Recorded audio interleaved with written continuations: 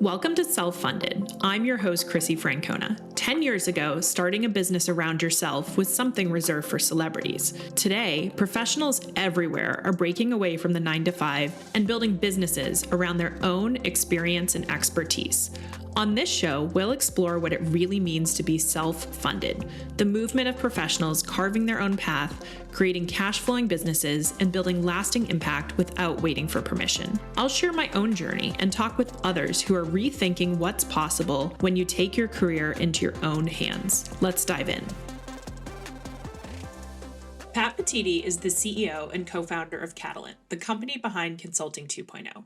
Catalynt helps leading organizations work with the world's best independent consultants and former operators, delivering the same quality as top consulting firms, but in a fit-to-purpose, flexible, and fairly priced model. Pat founded Catalynt at Harvard Business School, drawing on his experience as a former consultant and his belief that the future of work depends on better ways to connect expertise and opportunity. On today's episode, we talk about the origin of Catalynt as a class project at Harvard Business School that started in last place of 150 student-designed businesses to a company that has raised millions from notable investors and now powers the careers of thousands of independent consultants.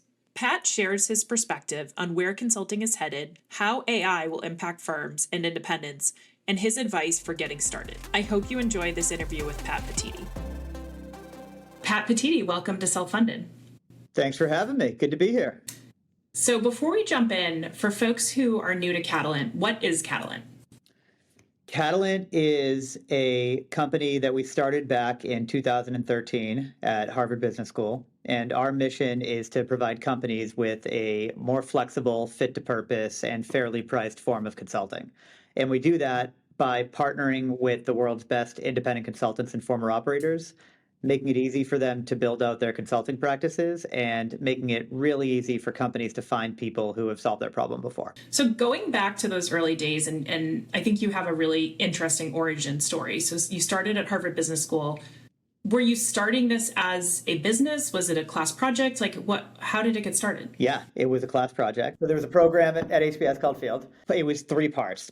Field 1 was introspective. You'd film yourself giving fake feedback. Field 2 was you would go to an emerging economy and you would help a company there launch a product, which was pretty unbelievable. And then Field 3, you got the whole 900 class of 920 students got broken up into teams of 5 or 6. Every team was given $5,000 and you had to start a company. And we became a team because we were the only 6 people who hadn't yet signed up. And so our professor emailed us and was like, "Hey, you 6 are a team." And the idea that we kept coming back to was, I had previously worked as a consultant, and I felt like there were a lot of cases where I found myself on client side and I'd be thinking, man, I don't know anything about this company, about this problem, about this industry. And I don't think the other people on the ground do either.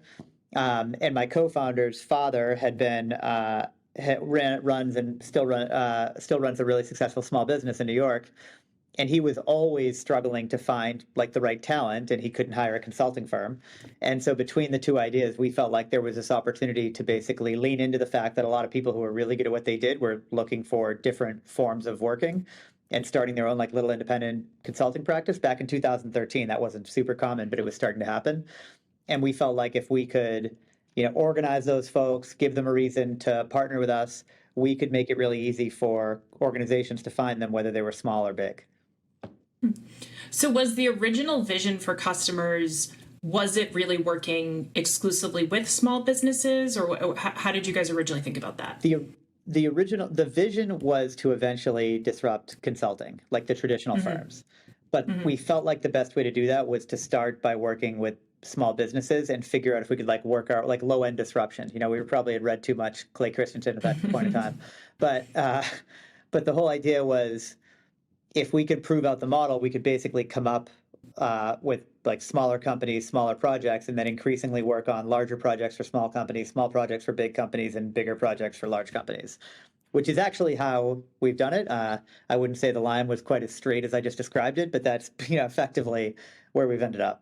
Tell me about some of those early clients. What were the first few engagements like, and who were the talent at that time? Were you guys doing the work, or did you have other people? We never did the work. Okay. That was pretty core to our approach. When we first started, a lot of the clients were initially, I mean, this is in the context of a class project, right? Like this was like a 6-week class project. I think our first customer was actually a flower shop on Com Ave called Boston City Florist. I'm not sure if it's still there or not. And they needed somebody to basically rebuild their online presence. And it was like $250. We found consultants by we weren't allowed to get Harvard Business School students to sign up on the marketplace, so we had to go to other business schools. I think it was an unfair rule, but whatever. They were trying to stack the odds against us because they didn't want us to win, but we did win. But we would get career like the career groups at other business schools to post it on their website or to email the alumni, and we got like literally like Ross. They emailed it to like every alumni. And when we were still in a class project, and the link took them to like a GoDaddy landing page, but that like I had like designed.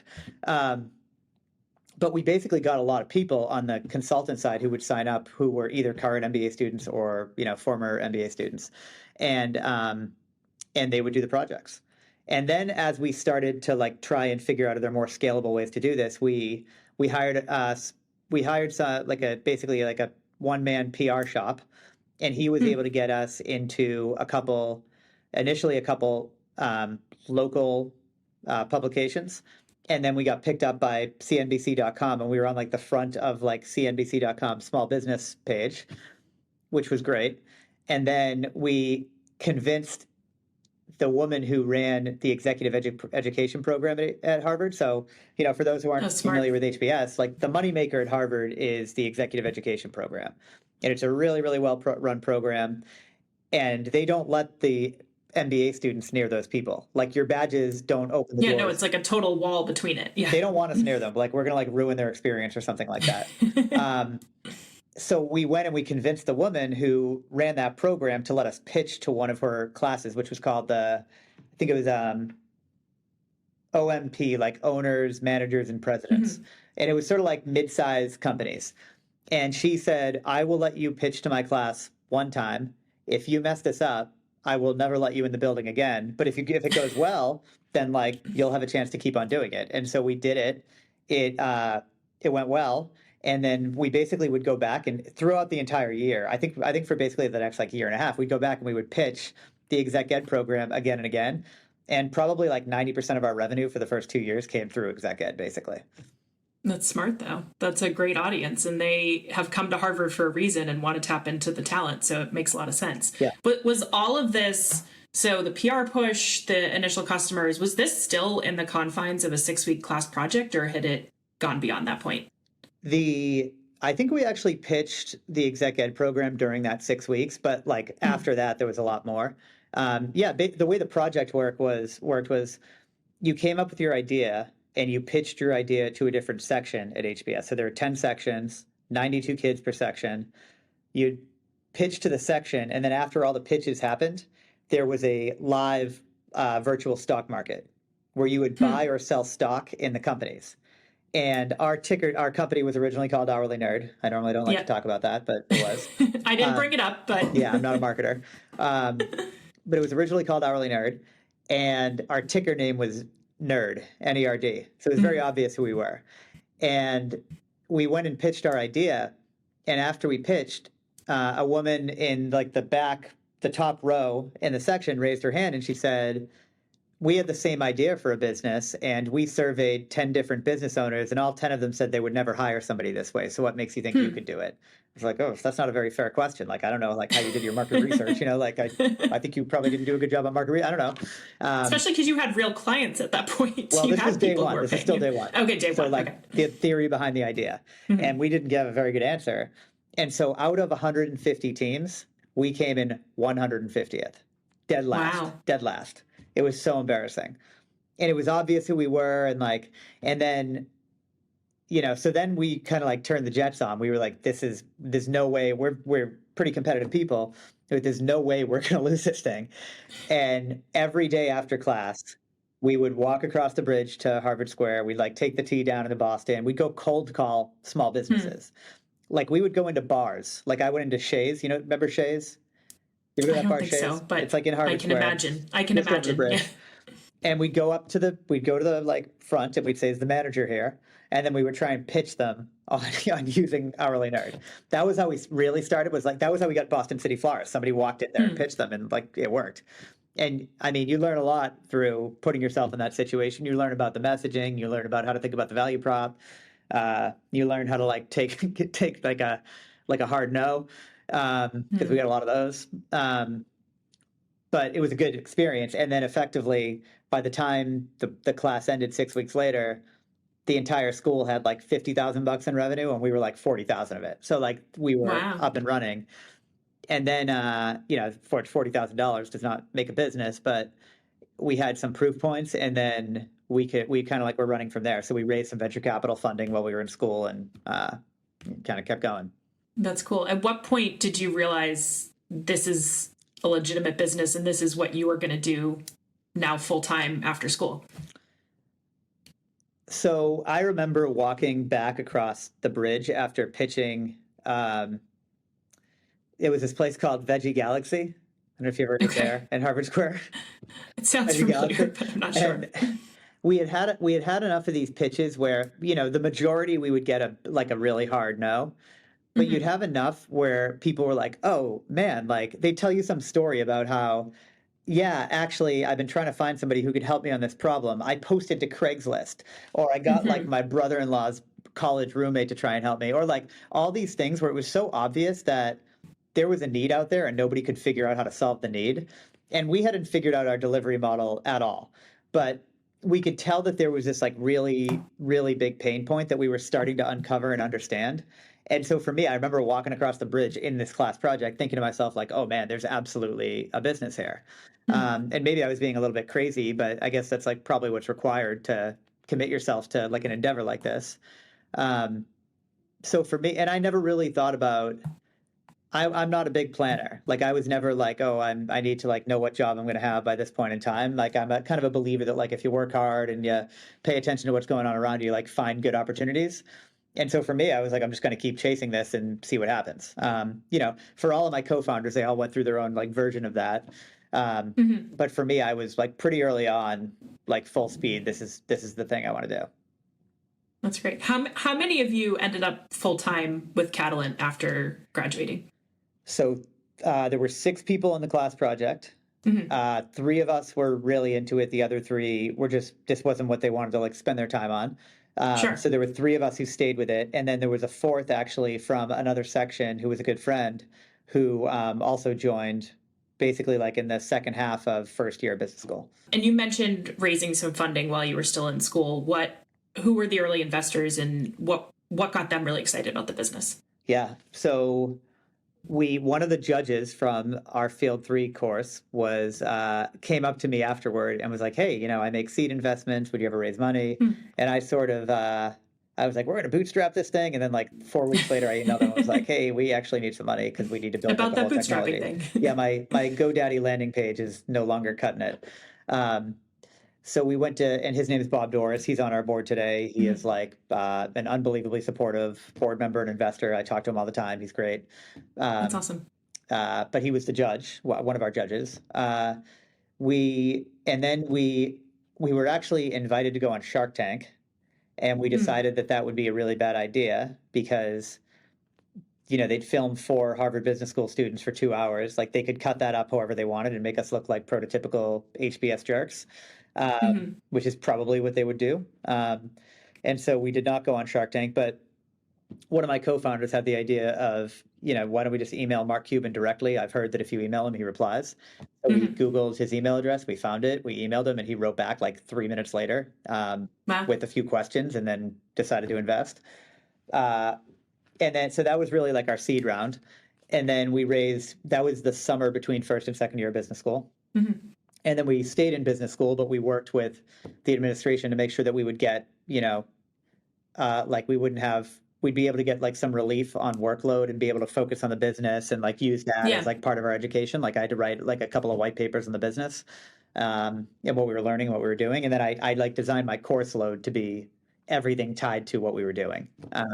Very cool. And then we raised money from Highland led by Dan Nova. So we had met Dan Nova and Craig Driscoll, and they were both like unbelievably supportive. And again, remain like unbelievably supportive investors. And Dan's on the board. Craig was never on the board, but has always been and continues to be like an incredibly supportive investor. Like he's the first person I call if we're like if we're thinking about recruiting, and I'm trying to think about like building out the team. Dan is like the first one I call when there's just like kind of a sticky situation going on and we need to like think through it. And then the other investor was Greylock, Bill Hellman, who maybe a year or two afterwards retired from Greylock, but they were a part of that Series A as well. Great. So if we fast forward a bit, you rebranded as Catalant in 2016. We talked a little bit about that.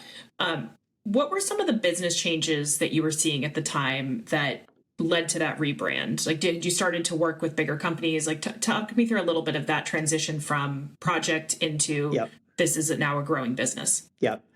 So, you know, we were hiring, like we had probably like 20 people in the company in 2015 or so. And we were hiring pretty aggressively.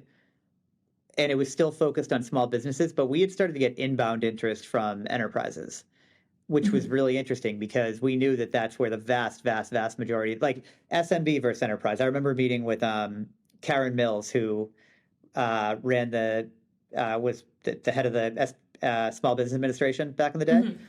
And we were talking to her about selling to small businesses. And she basically advised us, you know, she like worked through the funnel with us and made it clear that, in her opinion, there were not enough small businesses to support a business like Catalan. And you could agree with that or not agree with that, but it is obvious that small businesses don't hire a lot of consultants.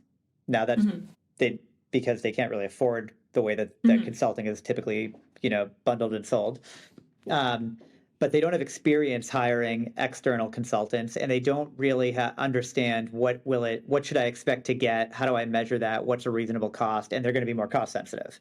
It's awesome when we work with small businesses, like they're some of the coolest projects. But the reality is like that is not, it is a very, very, very small part of the market. The huge part of the market is like the $400 billion plus in just the US, like management consulting market. And that's large companies and it's private equity firms and it's private equity backed companies. And we always wanted to get there, and we were seeing that they were coming inbound to us. And we were learning though that we really needed to like deliver to them in a different way. That was like one key thing that we were realizing was it's a different business. You have to think about like credibility and trust building in a different way. And so that was key. The other thing though was that when our sales team kept on telling us that every time they talked to a client, the client would say things like, "What are you, the Geek Squad?" Or like they would get confused because hourly nerd does not sound like a high quality independent consultant thing. And we had like tried to address that. Like I remember we ran this whole marketing campaign where we had photos of some of the best consultants in our network, and it said like, "I am a nerd," and but they looked like superheroes.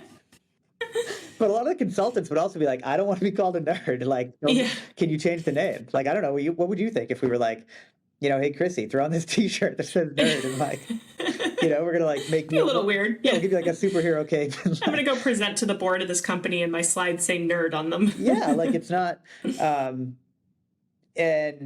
you know, maybe there's a world where like you could do that, but it just seemed like it was getting in the way. And I remember talking to our sales team, like, that's like an excuse. And then you'd like listen to a call and you'd be like, "Oh my Lord, like this is like the name is getting in the way." Yeah. And so we decided that we wanted a name that we could like build a brand ourselves around.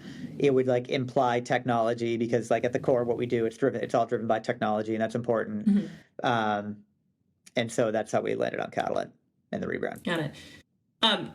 Catalynt often comes up in the conversation around disrupting big consulting. When was the first moment you realized that you guys really could sort of play against and beat Bain, BCG, McKinsey in some of these opportunities? We did a project back in 2016.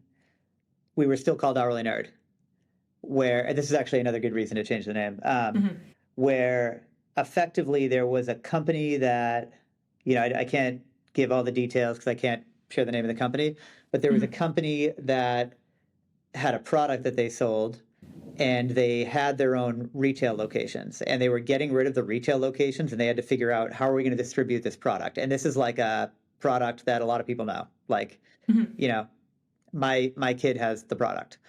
Okay. And I bet you, like in the Northeast, like every little boy has this product. Okay. And they were going to hire Bain. They were like they like to use Bain for all their consulting work. And we reached out to them like just on time.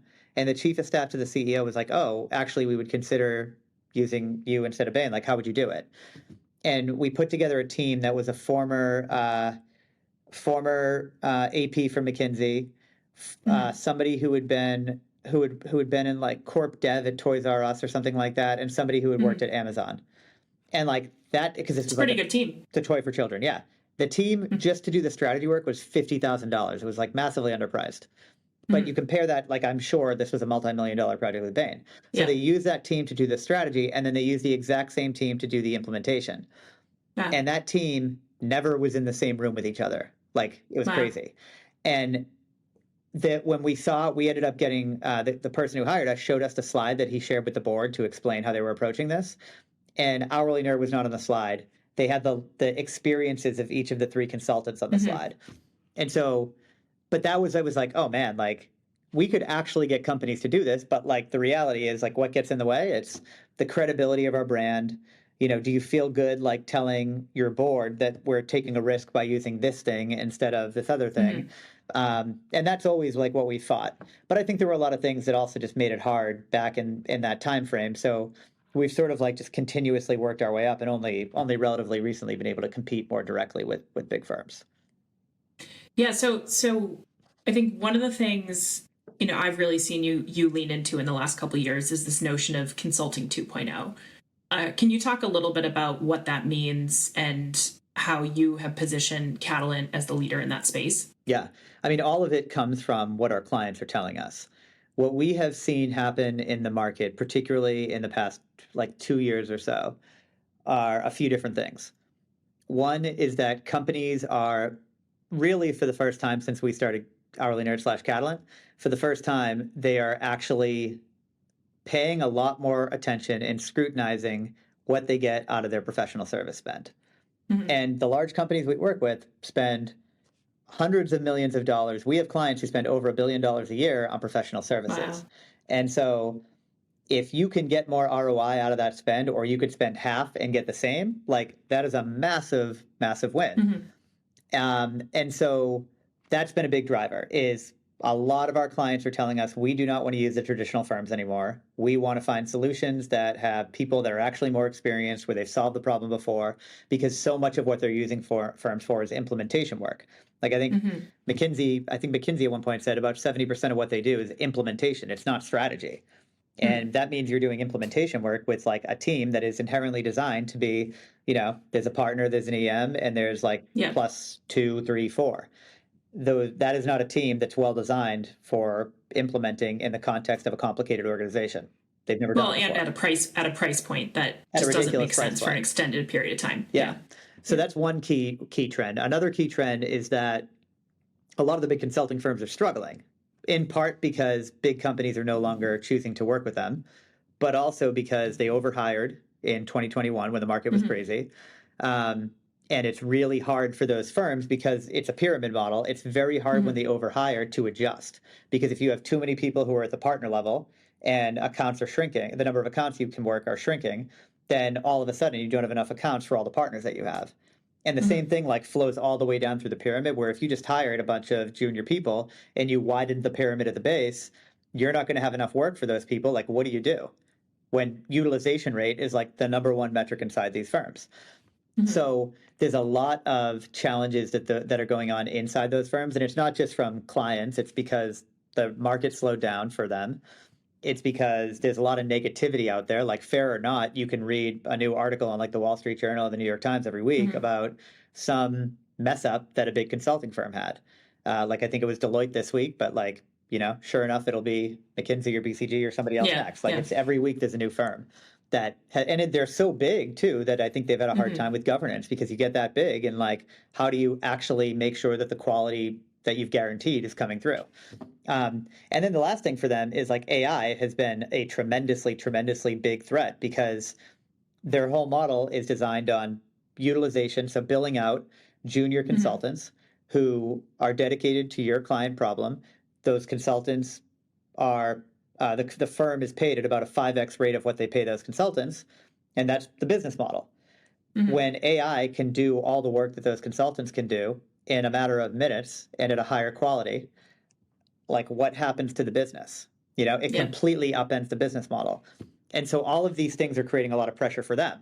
And so because of that, what we've been hearing from our clients is we need solutions that are much more fit to purpose. We need people who have actually done it before. We don't want like junior teams. And that's what we have in our community. Like you're a great example of that. But we have consultants in our community who, we get 15 partners from Bain, McKinsey, and BCG that apply to join our community every month. And those are people who are joining our community because they really like doing the work. They want to dedicate themselves to working with clients. We have tons of people who come from operating backgrounds that join our community every month. They might have been at like the C level, the SVP level, VP level, director level, but they have specific experience. They were leading supply chain. They were running inventory management. They were, handling pricing, like whatever it is. And when you can have people on your consulting team who have actually done it before, who have been in the same context, who have dealt with all the change and the process and, understand how to analyze the culture of the company and not just give you the same cookie cutter solution you get from a firm, but give you something that is nuanced and is designed for what the problem is for your company, that's a better answer. And so clients really want that like fit to purpose solution. The second thing they want is far more flexibility. The reality is like, you do not need the same size consulting team throughout the entire engagement or program that you're running. I always advise our clients, start with one consultant, because how often does the scope of the engagement change like a month or two in? Almost every time. Start with somebody who really understands the problem and can dig in, and then you can be much more iterative. Like you talk about like agile product development and being a more agile organization, it's the same exact thing. Like take a really principled approach to how you solve the problem by putting the people on it who actually understand it, and then like build up the team when you know what else you need. And you can bring people in, you can bring people out. We've had engagements that start with one person and go up to 50. We have engagements that start with 5 and go down to 1 and then back up. It should be based on what the problem actually is and what's required. And then the last piece is just more fairly priced. Like, I don't think our clients ever use us because we're a lower cost. I don't think they would use us if we weren't a higher quality. But the reality is, like, we believe in being fair and transparent, and most of the money should go to the person that actually does the work. And that is not how it works at a consulting firm. It just isn't. But in our model, that can work because we're technology driven. We don't think about utilization rates. All we care about is, can we get the best person on the problem? So that model is really just a direct result of what our clients are asking us for, and it's definitely resonating. Yeah, and I think just as someone who is on the talent side of Catalan, I do think one of the things you guys have really figured out from the talent side is when I look at marketplaces, you are typically very well priced from a talent or from a rate perspective. Like Catalan above and beyond has the highest rates sort of across. I look at other marketplaces and you see nothing that sort of compares with a salary that you'd expect if you were, like you mentioned, director, VP, SVP, consulting partner. I think the reason for that is a couple of things. One is that some other marketplaces mess with the pricing and the take rate in a way that we don't really. Another reason, though, is it's funny because we don't ever like look at the other marketplaces, but I know that we're really the only ones that are competing for large consulting engagements. Like I think it's that. Yeah. Most others are largely think about themselves as staffing, and that's really like what they target. Whereas, and that's great. Like there's value there, and we do have. I mean, there's a role for that. It's just not what you guys are doing. Consulting firms do it. They have a specialist, they call them, where they'll actually staff somebody to a company, and we do that occasionally too. But I think like the idea is for us that our model is just so flexible across all of that. And we really view it as just we have a lot of times one person can do what a consulting firm would otherwise do. So you mentioned AI, and as obviously that's been a huge disruptor so far to consulting in general. I mean, one of the things I think you've seen is, big consulting firms are sort of got ahead of it in some ways, building relationships with OpenAI or other LLMs, and then offering consulting services on how to use AI, and then charging millions or tens of millions in fees. How do you see AI continuing to play out in the consulting 2.0 model? Yeah, I think a lot of how people talk about it today is very short term. Like AI is an engagement like this. A lot of the big firms are the reason that they're not down substantially in revenue is because they're cross-selling AI into a lot of the engagements they currently do. I actually think that's a bad thing for them in the long run, because what I consistently hear is that those engagements are going very poorly, and like it's not what they're expert in. They're sort of like they're incredibly smart people at these firms, but they need to like learn on the job how to do these engagements, and it's not something they've done before. I think, though, that AI is going to have in general, a really positive impact for clients when it comes to consultants. I think it's going to completely upend the traditional model. There's a few things that seem to be happening. One, and then I'll talk about why I think it's a really big benefit for independent consultants. But for the big firms, it is rendering their traditional model obsolete, because you cannot put as many analysts or associates on an engagement as you need to for your unit economics. And so I hear multiple things happening. One is that a lot of them are trying to think about what they call, instead of a pyramid, a diamond-shaped model, where you have like more people in the middle of the organization, and those people have operating experience, like a lot like you, or like a lot of the best people in our community who bring like this like actual operating expertise. Now, I think that's a hard thing for consulting firms to do. They've tried to bring in people with operating expertise, and it doesn't really like fit into the way that they operate, into the culture of the company. But that is like one approach, and that would allow them to have fewer associates and analysts on the project. You'd have more experienced people on the engagement. Those people would be able to interact with AI, because you can't have a junior, inexperienced person using the AI tools that they're building or leveraging, because you need to know what the questions are and analyze it, like give enough context, know when it's hallucinating and not. But that's like one approach.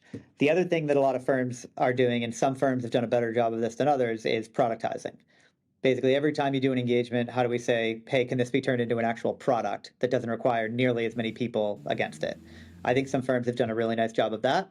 I think those are the firms that are like most likely to succeed in the near term. I think it's a really, really good thing for independent consultants, though, because if you think about the folks in our community, like they have minimum 10 years of experience. A lot of them have like 15, 20, 25 years of experience. It is not a good use of their time if they're spending it, moving around boxes on a PowerPoint slide, or like just doing like basic primary or secondary research. Like that is not a good use of their time.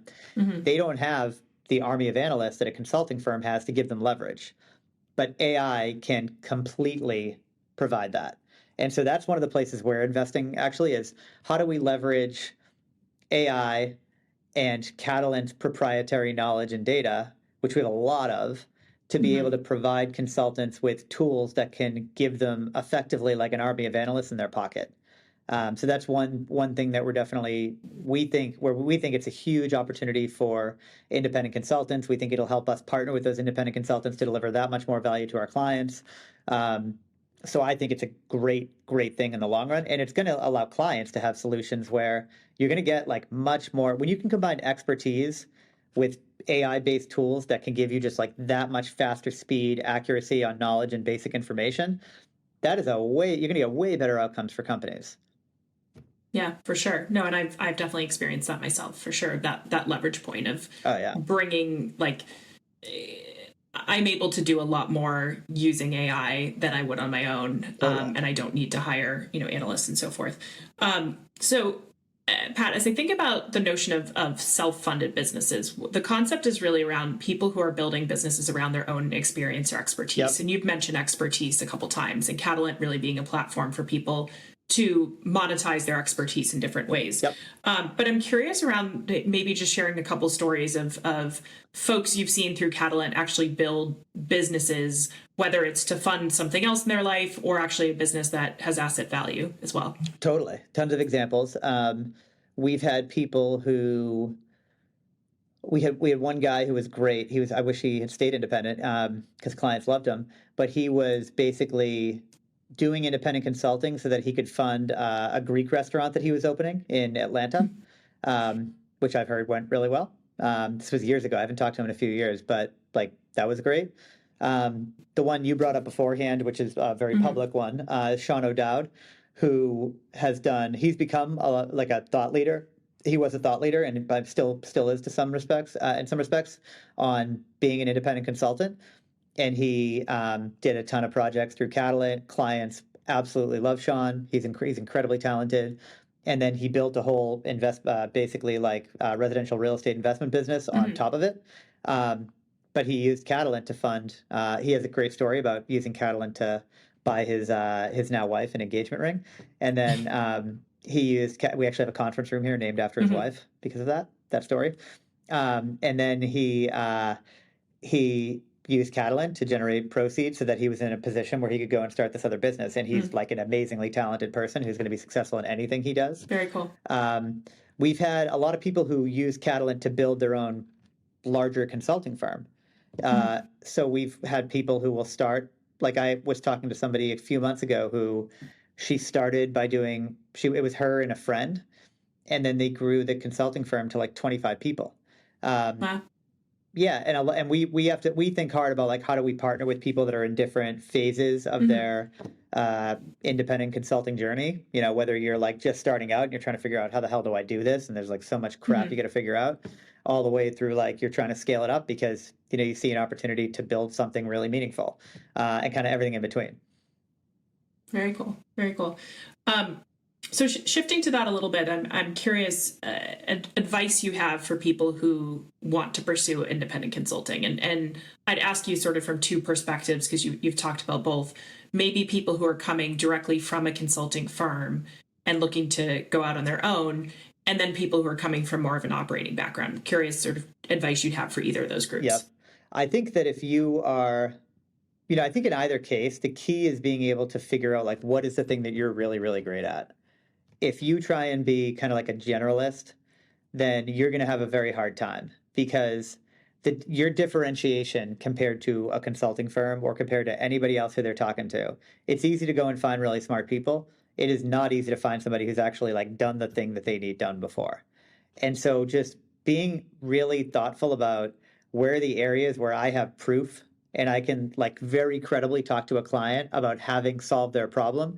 Those are the areas that you got to double down on.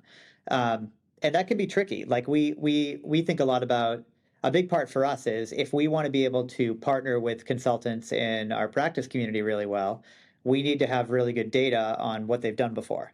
They can't just like check a box and say they've done it because that's not going to be enough for the client. And the problem is when you join Catalynt, you're filling out your information and you can remember like 10% of what you've done before. Right. And so we're constantly thinking about like, how do we help you get the other 90%?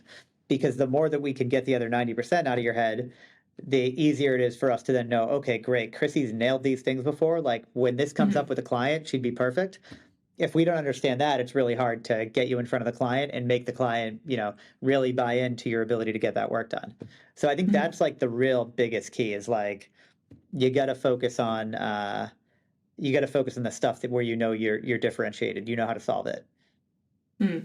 So in some ways, I guess, let's say someone is thinking about pursuing their own independent career, maybe they're 6 months, a year out, you would then suggest, hey, now is the time when they're still in a job to be documenting, the specific systems they've worked on, the problems they've solved, even the like internal customer avatar they've served. Like how would you kind of think about that? Yeah, I think like if you're going to be independent, then you want to be able to list off the things that you've done before, and not just like, oh yeah, I worked with a aftermarket auto parts company. You want to be able to say like, I worked with this company, this was the problem, this was my approach, this was the value we delivered. The more you can do that really well, the more you're going to be effective when you become independent, because that's what companies are looking for. They're not, they're not like looking for somebody who's, for the most part, they're not looking for somebody who's just really smart. They want somebody who understands their business. Think about it if it was you. Like when we hire people from our community all the time. The more that I can find somebody who can say, oh yes, I did this and here's where I did it. Here's like what we got right. Here's what we got wrong. Here's what I would have done differently. Like that's when I have all the trust in the world that I should bring them on to help us. But if they've not done it before, then, I'm not going to have nearly the level of confidence. If someone's starting out in this space, do you see it typically more helpful to lean into a specific vertical or a specific functional area or maybe problem to solve? How do you think about that? I think it depends a lot on what your experience is. Like if you're an expert in healthcare, or financial services, like those are industries where the industry experience, the type of work that happens within those industries tends to be really different than what happens in other industries.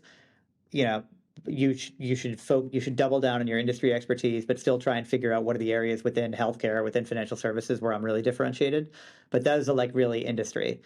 There's other types of problems like, working capital type problems like can be very similar from business to business. Now, if it's a business that has like large inventory, then that's going to be different because that might be the driver of your working capital than one that's like a B2B tech company that has SaaS contracts or something, right? But I think you got to figure out like across industry and function. There's a lot of functional areas of expertise where it cuts across a lot of different industries. So like you should be looking for things where your expertise has enough application. Like you don't want to be, the needle in the haystack type skill set. Of course, you want to find things that the skill set can be applicable to a number of different problems, and you have proof that you can solve that problem and give the client confidence in that. So it's not perfect. It's sort of like a, not too hot, not too cold, just right. Yeah, and then replicating it, finding then others who have the same. Get them, and then the more you can have, you can make that client referenceable, and you have a case study and all that stuff. It's a little bit of a snowball effect like that. Big that time, makes sense. And I mean, same thing at Catalant. Like, even if you think about how you engage Catalant, right? Like, you've probably experienced this. Yeah. If you don't, once you get a project done and you do a great job on it and the clients love you, like our team swarms to it. Like our team knows, oh, great, Chrissie's great at this thing. Can we get Chrissie in front of my client on this thing? Like that's, it's the same thing. Yeah. I mean, in some ways, like your sales team becomes a client in some ways of or at least kind of building the relationships there. Yeah, then they're like representing the client in a lot of ways. Exactly. Yes, that's a better way to describe it. Obviously, this industry has gone through phenomenal growth, certainly since you started back at HBS, but certainly in the last 5 years. And, I think we're only poised for more with AI, as we've talked about, in this disruption of consulting. Where do you see consulting going in the next, call it 3 to 5 years, and where do you see Catalynt going? I think you'll see for big firms a lot more specialization and focus. I think you'll see a lot more productization. Like the Accentures of the world are awesome at, like they have these, they're awesome at things like marketing personalization and automation. I think that you'll see firms like that double down on the things where they have a real differentiating value. I think you'll see that firms try, and I think they will actually go through with the process of moving from the pyramid to something that looks more like a diamond.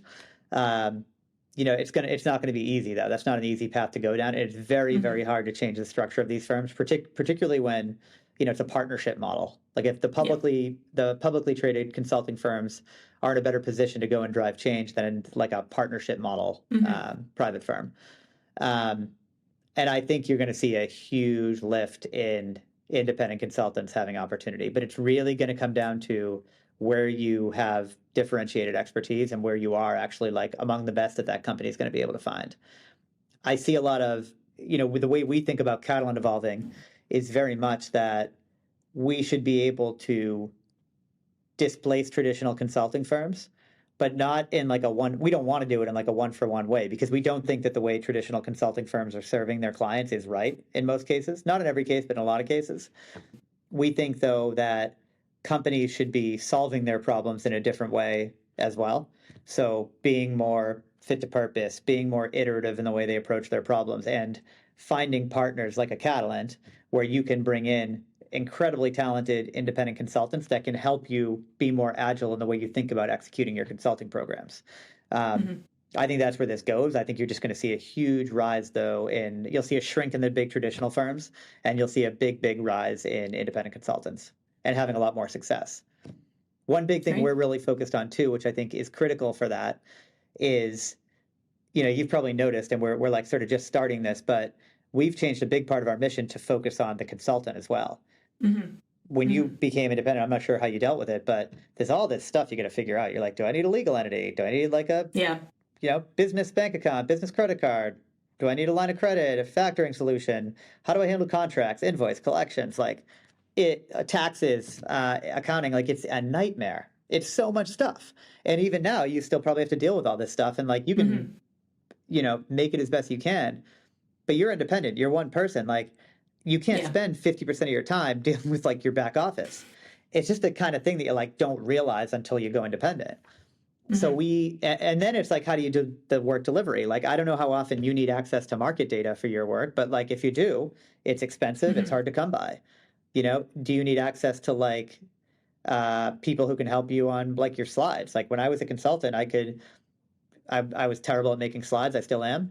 I could like make a drawing. I could take a picture of it. I could email it to a random email account and wake up the next morning and my slides were in my inbox. Like we're doing that for consultants on Catalan projects with former McKinsey Graphics folks that we have.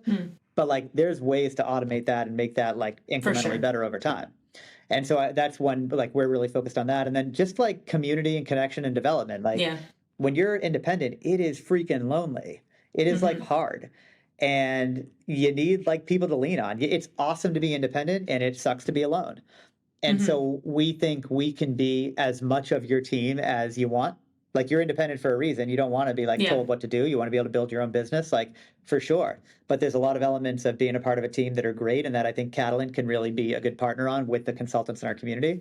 And then there's like learning and development. Like we're rolling out our first L&D program around AI, and it's delivered by consultants from our community.